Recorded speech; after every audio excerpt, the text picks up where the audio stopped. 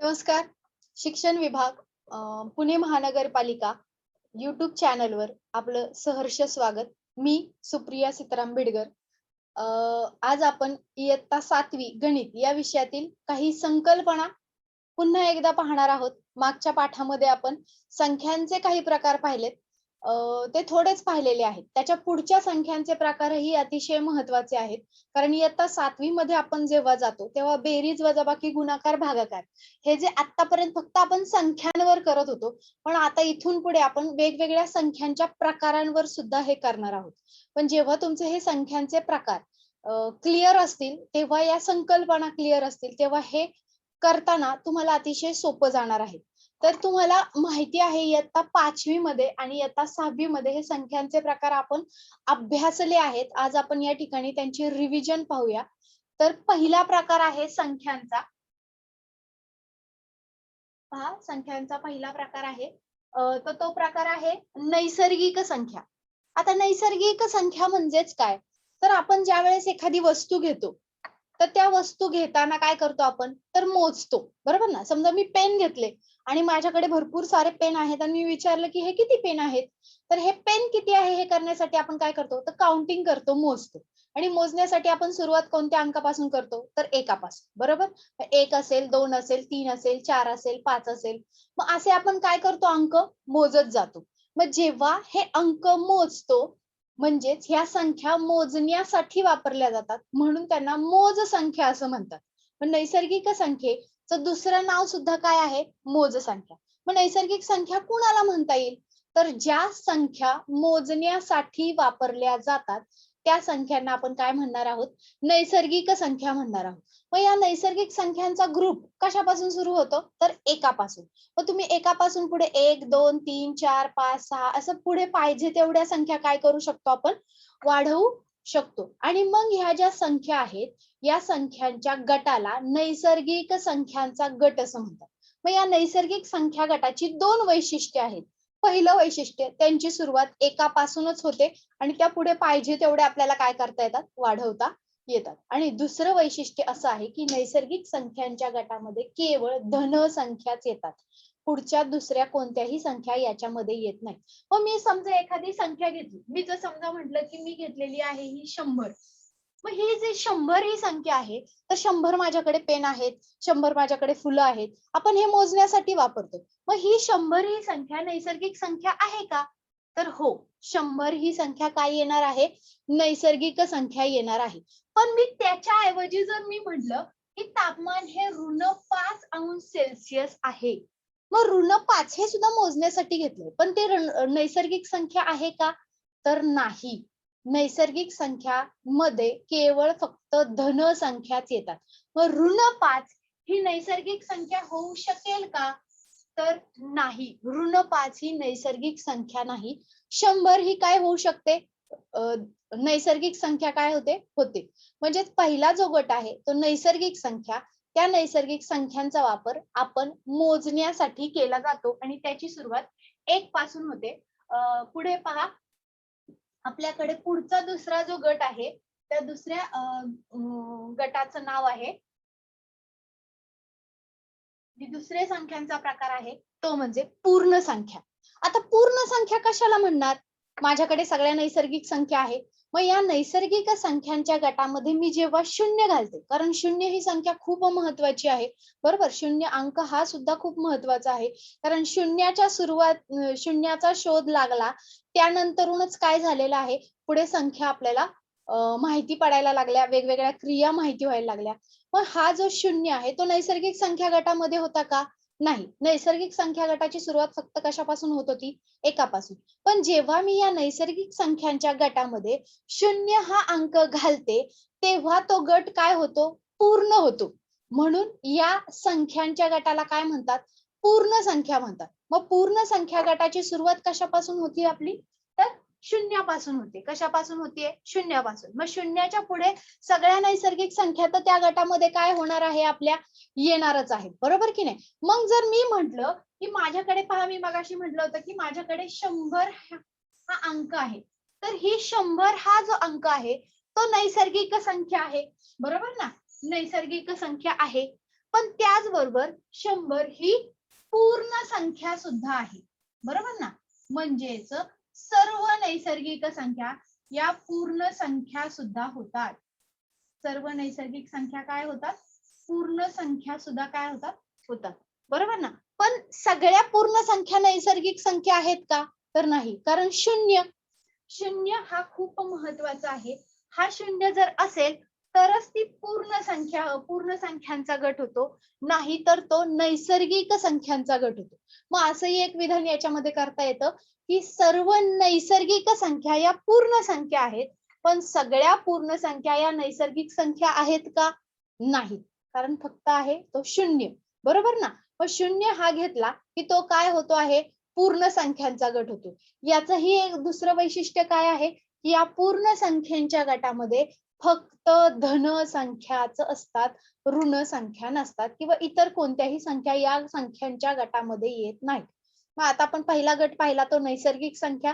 त्या नैसर्गिक संख्या गटाची सुरुवात ही एकापासून होते. दुसरा गट पाहिलेला आहे तो म्हणजे पूर्ण संख्या. या पूर्ण संख्या गटाची सुरुवात ही शून्यापासून होते, बरोबर ना. कशापासून होते, शून्यापासून होते. आता तिसरा जो संख्यांचा गट आहे तो तिसरा संख्यांचा गट पहा कोणता आहे, तर हा तिसरा संख्यांचा गट आहे तो म्हणजे पूर्णांक संख्या. आठवतं इयत्ता 6वी मध्ये आपण पूर्णांक संख्या शिकलेलो आहे. त्याचबरोबर संख्या रेषा पाहिलेली आहे. त्या संख्या रेषांवर आपण उड्या मारून वेगवेगळ्या प्रकारची बेरीज आणि वजाबाकी सुद्धा केलेली आहे. मग कशाला म्हणतात पूर्णांक संख्या, तर त्यामुळे या पूर्णांक संख्यांच्या गटामध्ये नैसर्गिक संख्या, शून्य आणि त्याचप्रमाणे ऋण संख्या सुद्धा येतात. नैसर्गिक संख्यांच्या गटात काय येतात, धनसंख्या येतात आणि धनसंख्येच्या विरुद्ध ऋण संख्या. नैसर्गिक संख्येच्या विरुद्धच्या संख्या म्हणजे ऋण संख्या. या ऋण संख्या सुद्धा या संख्यांच्या गटामध्ये येतात. तेव्हा या तयार झालेल्या गटाला, समूहाला पूर्णांक संख्या असं म्हणतात. मग या पूर्णांक संख्यांमध्ये 0 आहे, 1 आहे, 2 आहे, 3 आहे, 4 आहे. पुढे हे काय होत जातो गट हा. तुम्ही म्हणताल हे 4 पर्यंतच का घेतलंय, मग 4 पर्यंतच येतात का संख्या, तर नाही. कारण संख्या या अगणित आहेत. त्या पाहिजे तेवढ्या पुढे जशा जशा मोठ्या मोठ्या पाहिजे तशा आपण वाढवू शकतो, कमी करू शकतो. मग ज्या वेळेस मी एखाद्या वेळेस म्हणते की तापमान हे 0°C पेक्षा कमी आहे, मग ते मोजायचंय मला, पण ते मोजण्यासाठी शून्याच्या खालची संख्या कोणती, तर ह्या संख्या या विरुद्ध संख्या घेतल्या जातात. नैसर्गिक संख्येच्या विरुद्ध संख्या याच्यात घेतल्या जातात. त्या म्हणजे ऋण 1, ऋण 2, ऋण 3, ऋण 4 अशा आपण ह्या संख्या काय करत जातो, वाढवत जातो. म्हणजेच पहा, मगाशी नैसर्गिक संख्यांमध्ये मी पहिलंच सांगितलंय की त्याच्यामध्ये फक्त धनसंख्या येतात. पूर्ण संख्यांमध्ये पण केवळ धनसंख्या येतात. पण पूर्णांक संख्यांच्या गटामध्ये धनसंख्या, शून्य आणि ऋण संख्या यांचा सुद्धा समावेश होतो. मग हा जो पूर्णांक संख्यांचा गट आहे, या पूर्णांक संख्यांच्या गटामध्ये मी काय करते आहे, पूर्णांक संख्यांच्या गटामध्ये आपण ही पाहिलेली आहे संख्या रेषा. या संख्या रेषेच्या मधोमध आपण काय लिहितो आहोत, तर 0 लिहितो आहोत. आणि याच्या पुढे जी वाढत जाते ती ही 1, ही 2, ही 3 असं हे पुढे वाढत जाते. पण शून्याच्या ज्यावेळेस आपण अलीकडे येतो, कमी होतं, शून्यापेक्षाही तापमान कमी होतं. बर्फाळ प्रदेशात असेल किंवा हिमाचल प्रदेशात असेल तर हे तापमान फार कमी असतं. अशा वेळेस हे काय होतं, ऋण 1, त्याच्यानंतर ऋण 2, त्याच्यानंतर ऋण 3 अशा प्रकारे हे तापमान काय होत जातं किंवा संख्या काय होत जाते, कमी कमी होत जाते, बरोबर ना. म्हणजे शून्यापेक्षा 1 मोठा आहे, एकापेक्षा 2 मोठे आहेत, 2पेक्षा 3 मोठे आहेत. पण याच ठिकाणी ही शून्याच्या पाठीमागे येताना मात्र ही क्रिया काय होते, तर विरुद्ध होते. शून्यापेक्षा ऋण 1 लहान आहे, ऋण 1 पेक्षा ऋण 2 लहान आहेत आणि ऋण 2 पेक्षा ऋण 3 लहान आहे, बरोबर की नाही. संख्या जरी तीच असली तरी ऋण आल्यामुळे त्या संख्यांचा व्हॅल्यू, त्यांचं मूल्य, किंमत ही काय होत जाते, तर कमी कमी होत जाते. म्हणजेच पूर्णांक संख्यांच्या गटामध्ये 0 येतोय, धनसंख्या येतात आणि ऋण संख्या सुद्धा येतात. मग आपण मगाशी पहिल्या वेळेस घेतलेला अंक आहे 100. या 100 मध्ये या 100ला मी नैसर्गिक संख्या म्हणते का, तर हो. या 100ला मी पूर्ण संख्या म्हणते का, हो. आता या 100ला मी पूर्णांक संख्या म्हणते का, तर हो, या संख्येला मी काय म्हणते, पूर्णांक संख्या सुद्धा म्हणते. बरोबर ना? एकच संख्या ही या तिन्ही गटांमध्ये बसते. पण जर मी तुम्हाला म्हटलं, की माझ्याकडे ऋण 6 आहेत, तर ही ऋण 6 नैसर्गिक संख्या आहे का? नाही. का? कारण नैसर्गिक संख्यांच्या गटामध्ये केवळ धनसंख्याच येतात. ही ऋण संख्या पूर्ण संख्या ऋण 6 ही पूर्ण संख्या आहे का? तर नाही. का? कारण ही ऋण संख्या आहे. पूर्ण संख्येच्या गटामध्ये ही येत नाही. पण ही ऋण संख्या पूर्णांक संख्या आहे का? तर हो, ही ऋण 6 ही पूर्णांक संख्या आहे. फरक लक्षात येतोय का? पूर्ण संख्या, नैसर्गिक संख्या आणि पूर्णांक संख्या. नैसर्गिक संख्यांच्या गटामध्ये केवळ धनसंख्याच येतात. पूर्ण संख्यांच्या गटामध्ये शून्य आणि धनसंख्या येतात. तर पूर्णांक संख्यांच्या गटामध्ये शून्य, धनसंख्या त्याचबरोबर ऋण संख्या सुद्धा येतात. मग पहा कसं होतं, छोटं घेतलंय, त्याच्यात आणखीन थोडं वाढवलं, आणखीन मोठं झालं, त्याच्यात आणखीन थोडं वाढवलं, आणखीन मोठं झालं. बरोबर की नाही? मग एकात एक जशी आपण पातेली घालतो, बरोबर ना? पण ते पातेलं ह्या मोठ्या पातेल्याचाच भाग आहे. 2 नंबरचं पातेलं सुद्धा त्या मोठ्या पातेल्याचाच भाग आहे. तसंच नैसर्गिक संख्या या पूर्ण संख्येचा भाग आहे. पूर्ण संख्या या पूर्णांक संख्येचा भाग आहे. म्हणजे एकातूनच दुसरी संख्या काय होत जाते?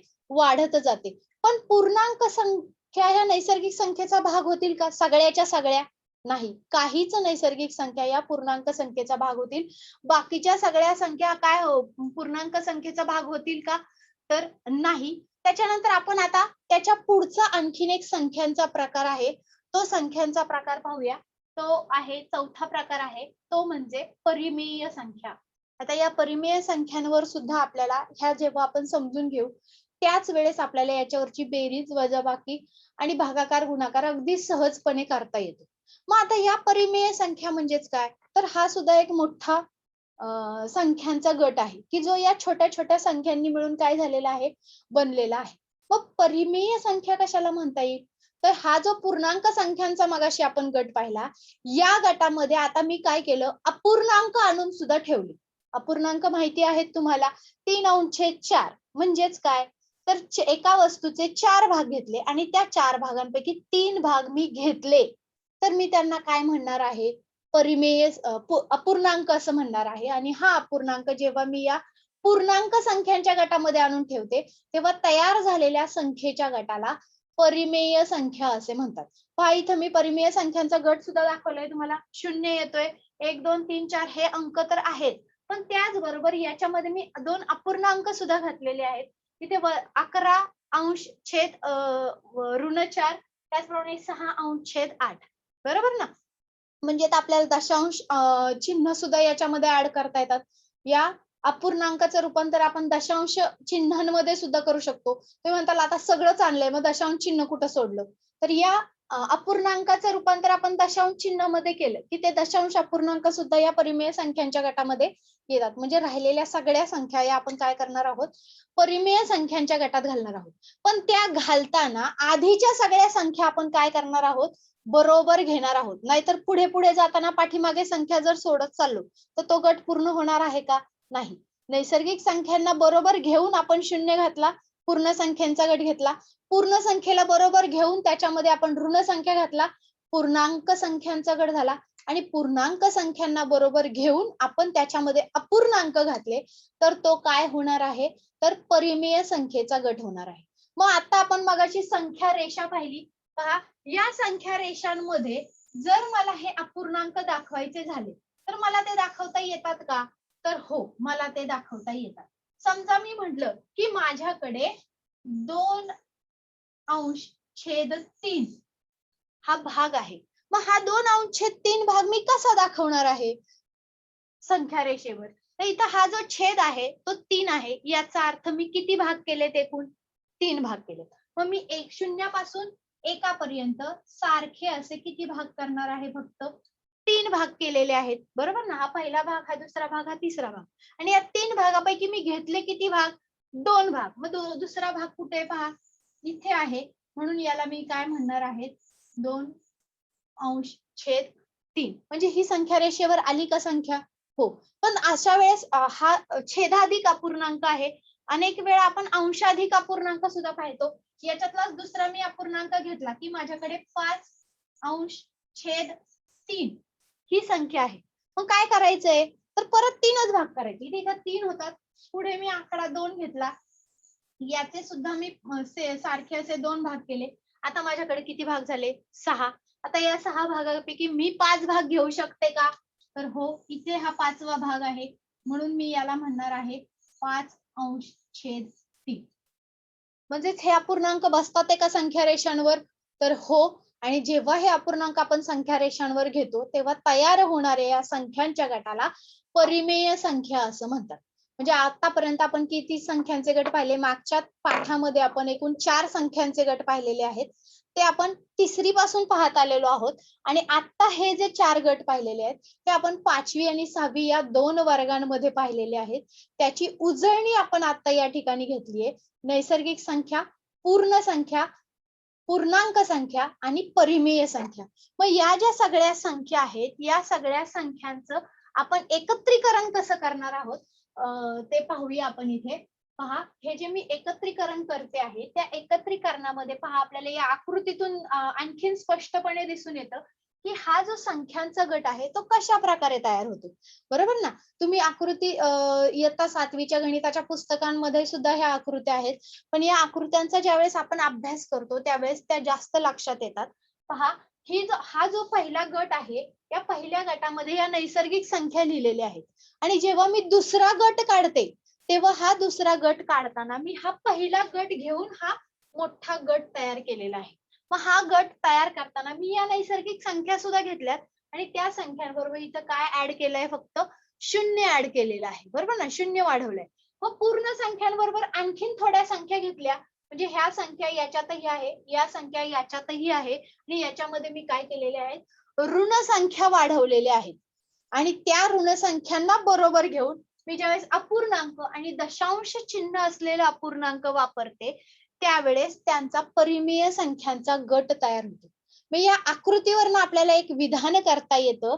ते विधान असं आहे की सर्व नैसर्गिक संख्या या पूर्ण संख्या आहेत, सर्व पूर्ण संख्या या पूर्णांक संख्या आहेत आणि सर्व पूर्णांक संख्या या परिमेय संख्या आहेत. बरोबर. सर्व नैसर्गिक संख्या या पूर्ण संख्या येतात, सर्व पूर्ण संख्या पूर्णांक संख्या येतात आणि सर्व पूर्णांक संख्या परिमेय संख्या येतात. परंतु सर्व परिमेय संख्या या पूर्णांक संख्या असेल, पूर्णांक संख्या असेल किंवा नैसर्गिक संख्या असेल या होत नाहीत. मोठ्या गटाकडनं परत आपल्याला लहानाकडे येता येणार आहे का, नाही. लहानांना आपल्याला बरोबर घेऊन तो गट वाढवता येणार आहे. पण सगळ्याच मोठ्या गटातल्या संख्या लहान गटामध्ये येऊन बसतील का, तर बसणार नाहीत. बरोबर ना. मग हे जेव्हा आपल्याला समजेल त्याच वेळेस आपल्याला संख्यांवरच्या क्रिया या आणखीन चांगल्या प्रकारे करता येईल. बरोबर. मग आता पहा, पुढे ही सारणी दिलेली आहे तुम्हाला. या सारणीमध्ये वेगवेगळ्या संख्या दिलेल्या आहेत. तुम्ही आणखीनही वेगळ्या संख्या घेऊ शकता. जेव्हा ह्या संख्या तुमच्या डोळ्यासमोर येतात तेव्हा या कोणत्या गटामध्ये बसतात हे जास्त महत्वाचं आहे. पहिली संख्या मी करून दाखवलेली आहे पहा, ऋण 3 घेतलीये, तर ऋण 3 ही नैसर्गिक संख्या आहे का, नाही. कारण लगेच आपल्याला सांगता आलं पाहिजे की ऋण 3 ही धन संख्या नाहीये. नैसर्गिक संख्येमध्ये केवळ धन संख्याच येतात. ऋण 3 ही पूर्ण संख्या आहे का, नाही. कारण पूर्ण संख्यांच्या गटामध्ये केवळ धन संख्याच येतात. मग ऋण 3 ही पूर्णांक संख्या आहे का, तर हो, ऋण 3 ही पूर्णांक संख्या आहे. बरोबर ना. त्याचप्रमाणे ऋण 3 ही परिमेय संख्या आहे का, तर हो, ऋण 3 ही परिमेय संख्या आहे. बरोबर. लक्षात येते. म्हणजे पूर्णांक संख्या परिमेय वाढत वाढत जातात त्यावेळेस ते सगळे एकत्र येत जातात खाली. पण जसं जसं कमी कमी होत जाईल तशा संख्या सुद्धा कमी कमी होत जातात. आता पुढे जे अंक दिलेले आहेत ते पाहायचंय तुम्ही आणि त्याच्यामध्ये थोडासा विचार करून या संख्या या गटामध्ये येतात की नाही हे पाहण्यासाठी टिक मार्क करायची. याच्यासाठी तुम्हाला काय करावं लागेल, व्हिडिओ परत एकदा पाहावा लागेल. तो पाहताना प्रत्येक संख्या गटांचा उल्लेख करताना त्या ठिकाणी पॉज करून तो व्हिडिओ व्यवस्थितपणे ऐका, वहीवर लिहून काढा, ही संकल्पना अजून एकदा समजून घ्या आणि त्याच्यानंतर मग तुम्ही हे उदाहरण सोडवा. आणखीन तुम्हाला काय करता येईल, तर कोणत्याही अशा 10 संख्या घ्या, मनाने घ्या, कोणत्याही घ्या. ऋण घ्या, अपूर्णांक घ्या, दशांश चिन्हांच्या संख्या घ्या. या सगळ्या घेतल्यानंतरून त्या संख्यांचा या संख्या गटांमध्ये विभाजन करा. ज्यावेळेस तुम्ही जास्तीत जास्त संख्या घेऊन यांचा सराव करताल त्यावेळेस ही संकल्पना आणखीन क्लिअर होईल. ज्या वेळेस ह्या संख्यांमध्ये अडथळे येतील पुन्हा पुन्हा व्हिडिओ पहा आणि त्या संख्यांच्या संकल्पना क्लिअर करून घ्या. त्याच्यानंतरूनच आपल्याला पुढच्या क्रिया करता येणं सहजपणे शक्य आहे. मला वाटतंय हा पाठ तुम्हाला आवडला असेल. असाच आणखीन एखादा पाठ घेऊन आपण पुढच्या वेळेस परत एकदा भेटूया. तोपर्यंत नमस्कार.